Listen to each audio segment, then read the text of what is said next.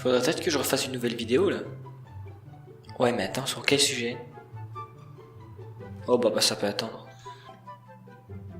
Ah, j'ai trouvé! Ah non, c'est de la merde.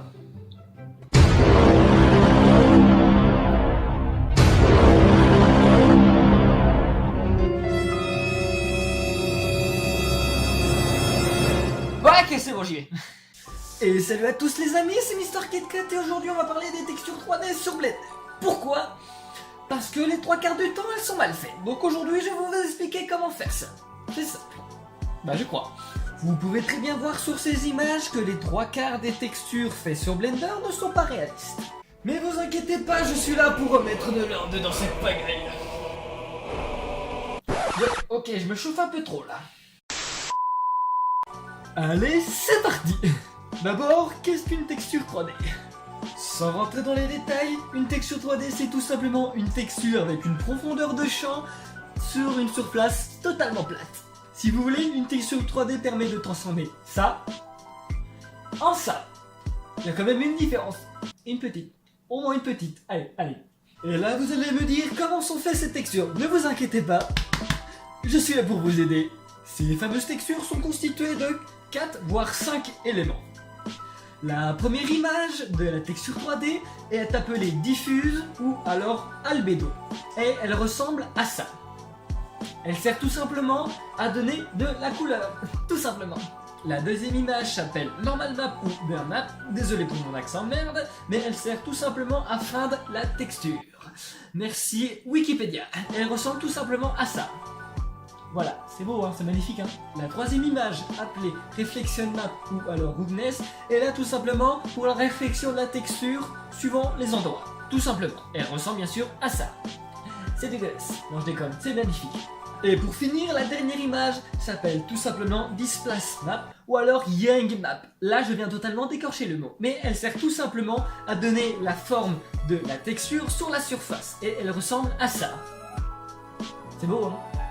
Mais dis donc, où on les trouve tes textures? Excellente idée, c'est la deuxième partie. Où trouver les textures?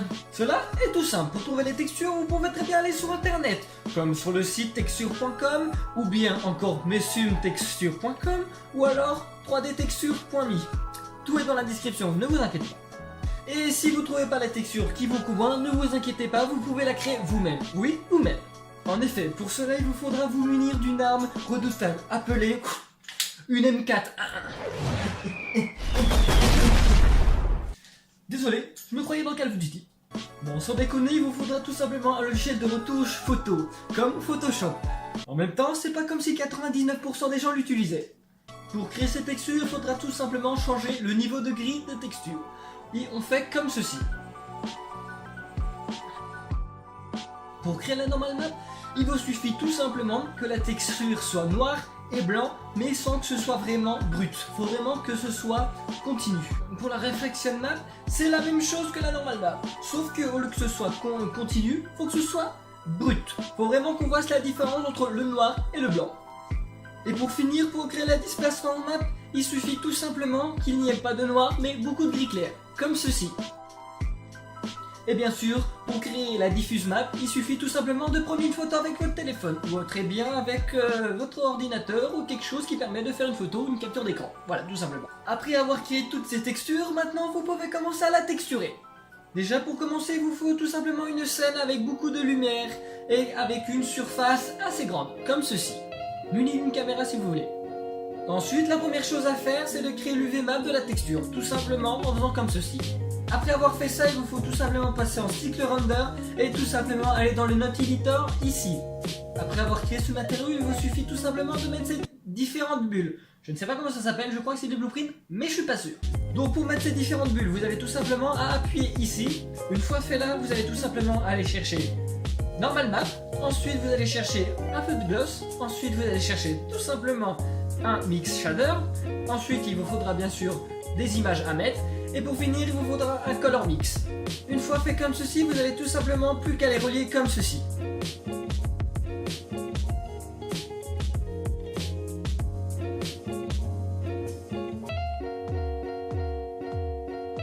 Ensuite, pour la première image, on va mettre diffuse.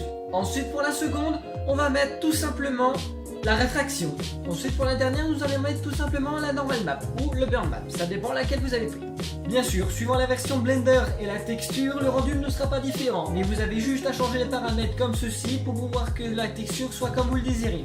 Ensuite, pour terminer, il vous reste tout simplement une dernière étape à faire, le déplacement. Pour faire le déplacement, il faudra tout simplement aller dans le mode éditeur de la surface, subdiviser la surface à max de fois, pas trop quand même. Ensuite, vous allez tout simplement aller sur la clé à molette. Une fois allé sur la clé à molette, vous allez tout simplement ajouter un déplacement et un division de surface. Une fois fait ça, vous allez tout simplement appuyer sur ajouter une texture et aller ensuite dans l'onglet texture. Une fois dans l'onglet texture, vous faudra tout simplement sélectionner le déplacement. Une fois fait ça, vous allez tout simplement ajouter l'image déplacement. Donc l'image la toute dernière qu'on n'a pas utilisée. Après avoir apporté ces textures, vous pouvez remarquer que celle d'Awa. Mais vous inquiétez pas, on peut changer tout cela en allant tout simplement dans l'onglet clé à molette et en changer cette variable là, tout simplement. Voilà, vous voilà maintenant non officialisé, officialisé, pro de la texture. J'espère que cette vidéo vous a plu, n'hésitez pas à vous abonner à cette chaîne et bien sûr à liker la vidéo si cela vous a plu. Excusez-moi pour cette gros fils de pute de marque ici, mais je n'ai pas d'éclairage. Voilà, c'était Miss KitKat, allez, salut.